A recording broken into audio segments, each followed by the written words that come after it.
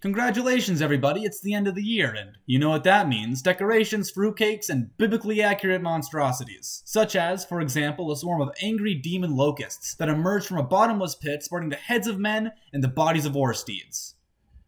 Wait, these were locusts, right? Oh, by the way, they have giant scorpion tails too, and their toxins hurt so bad that men shall seek death and shall not find it.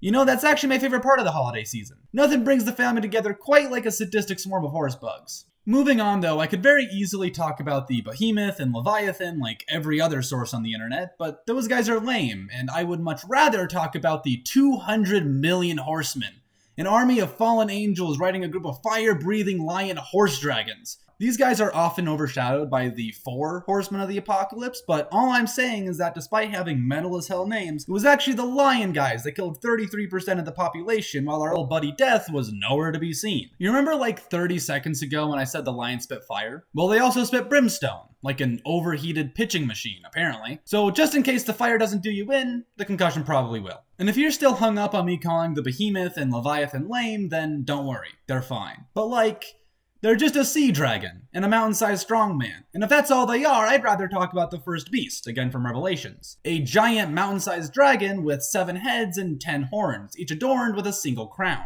It's said that near the start of the apocalypse, he will emerge from the ocean, accompanied by the second beast, a little goat guy that acts as a demonic wingman, convincing a bunch of humans to worship the first beast with an unsafe blend of fireworks and magic tricks.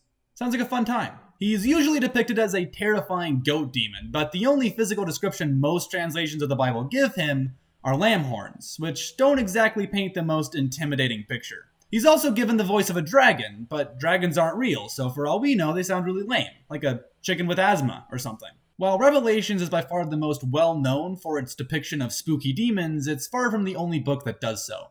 Take the Book of Daniel, for example, wherein the titular prophet has been having a pretty rough time, punctuated by a series of disturbing dreams, such as a vision detailing 4 terrible monsters, including a flying lion that is unceremoniously transformed into a regular non-flying person, a man-eating bear, a 4-headed leopard with a wing for each face, and a 4th nondescript monster with a mouthful of metal teeth and a head full of horns that apparently goes on to devour the entire planet.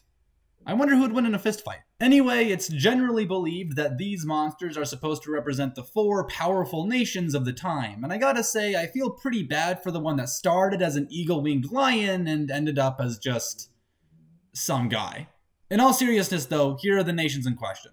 I know I've already talked about how lame the Leviathan and Behemoth are 2 separate times, but now I'm gonna rub salt in the wound by giving an entire section to a talking donkey. In the Book of Numbers, the prophet Balaam takes an impromptu road trip that the big man upstairs objects to, and so he sends an invisible angel to intervene, apparently by spooking Balaam's donkey into a nearby cliff face. This upsets Balaam, who hits the donkey. Poor guy's having a bad day, huh? So bad, in fact, God decides to bless our equestrine friend with the ability of cognitive speech, a fact that is never mentioned again, and from what I could find, we never even get to hear the donkey's eloquent words. And of course, this video would not be complete without me mentioning the biblically accurate angel in the room. Most people immediately point to the wheel angels for this, but I prefer the angels described by our old friend Daniel. At some point in his disturbed vision quest, he was visited by an angel he described as having a body made of topaz, a face of fire and electricity, and the voice of a crowd. If you were hoping I'd talk more about the angels specifically, I actually have an entire video about that elsewhere on the channel. Also, for the last few uploads, I've been hiding flourish pictures in my illustrations. If you don't know what a flourish is, it's the world-renowned flower horsefish I made about a year ago. And I plan to name drop people that find them at the ends of videos. For example, Prehistoric Hubert found the first one, and my friend Kate found the second. Ideally, these would be accompanied by a screenshot in my Discord server, link in the description, but I'm not picky. Just keep your eyes open, and until next time, don't die. See you later. Okay, do it, coward.